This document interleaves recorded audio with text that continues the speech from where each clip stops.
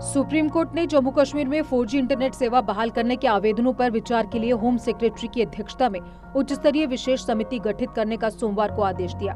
न्यायालय ने कहा कि इस केंद्र शासित प्रदेश के आतंकवाद से ग्रस्त होने के तथ्य के मद्देनजर राष्ट्रीय सुरक्षा और मानव अधिकारों की जरूरतों के बीच संतुलन बनाने की आवश्यकता है। सुप्रीम कोर्ट ने कहा कि वैश्विक महामारी और राष्ट्रीय लॉकडाउन को देखते हुए केंद्र शासित प्रदेश में बेहतर इंटरनेट सेवा अपेक्षित है।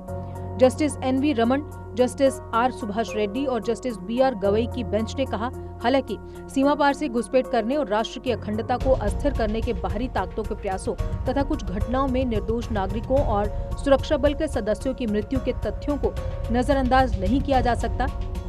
बेंच ने अपने 19 पेज के फैसले में कहा कि वे राष्ट्रीय सुरक्षा और मानव अधिकारों के बीच संतुलन बनाने के संवेदनशील काम को बहुत ही गंभीरता से ले रही है।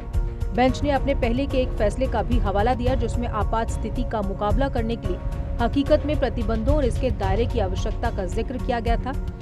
बेंच ने कहा कि हम इस तथ्य को समझते हैं कि जम्मू कश्मीर केंद्र शासित प्रदेश आतंकवाद से ग्रस्त है और इस मामले से जुड़े मुद्दे केंद्र शासित प्रदेश तथा केंद्र दोनों से ही संबंधित हैं। इसलिए समीक्षा समिति में दोनों के ही वरिष्ठ अधिकारियों को एक साथ विचार करना चाहिए। बेंच ने कहा, हम इसलिए राष्ट्रीय और राज्य स्तर पर सचिवों की विशेष समिति गठित करना उचित समझते हैं जो जम्मू कश्मीर की मौजूदा स्थिति और वहां प्रतिबंध जारी रखने की तात्कालिक आवश्यकता पर विचार करेगी। इस समिति की अध्यक्षता होम मिनिस्ट्री के सेक्रेटरी करेंगे और इसमें ministry of communication and IT के सेक्रेटरी और केंद्र शासित जम्मू कश्मीर के चीफ सेक्रेटरी सदस्य होंगे। सुप्रीम कोर्ट ने कहा कि समिति को निर्देश दिया जाता है कि वह इन याचिकाओं में याचिकाकर्ताओं द्वारा पेश सामग्री और तथ्यों तथा कुछ क्षेत्रों तक प्रतिबंधों को सीमित करने संबंधी वैकल्पिक सुझाव पर विचार करे और सरकार को हमारे निर्देशों के अनुरूप सलाह दे। सुप्रीम कोर्ट ने सीमा पार से घुसपैठ, विदेशी प्रभाव, हिंसक आतंकवाद और राष्ट्रीय एकता से संबंधित मुद्दों पर केंद्र की इन दलीलों का संज्ञान लिया और कहा कि ये गंभीर मुद्दे हैं।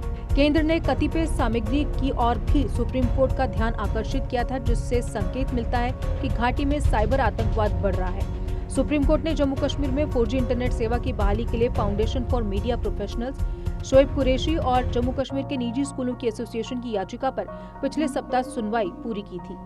केंद्र और जम्मू कश्मीर प्रशासन ने इस केंद्र शासित प्रदेश में 4G इंटरनेट सेवाओं की बहाली का विरोध करते हुए कहा था कि इंटरनेट की तेज गति का उपयोग सेना के आवागमन संबंधी सूचनाओं को प्रेषित करने के लिए हो सकता है। इस संबंध में हंदवाड़ा में आतंकवादियों के साथ सुरक्षा बलों की मुठभेड़ में सेना के 2 वरिष्ठ अधिकारियों सहित 5 सुरक्षा कर्मियों की शहादत का भी जिक्र किया गया। याचिकाकर्ताओं ने दलील दी थी कि कोरोना वायरस महामारी के दौरान इलाज के लिए चिकित्सकों से संपर्क करना संविधान के आर्टिकल 21 में दिए गए जीने के अधिकार का हिस्सा है और न्यायालय को देखना चाहिए कि क्या कोविड-19 महामारी के मद्देनजर इससे वंचित किया जा सकता है। याचिकाओं में ये आरोप भी लगाया गया था कि घाटी में स्कूली बच्चों को उच्च गति की इंटरनेट सेवा के अभाव में पढ़ाई से वंचित किया जा रहा है। JK Update is fastest growing media house in J&K with 1.5 crore monthly views.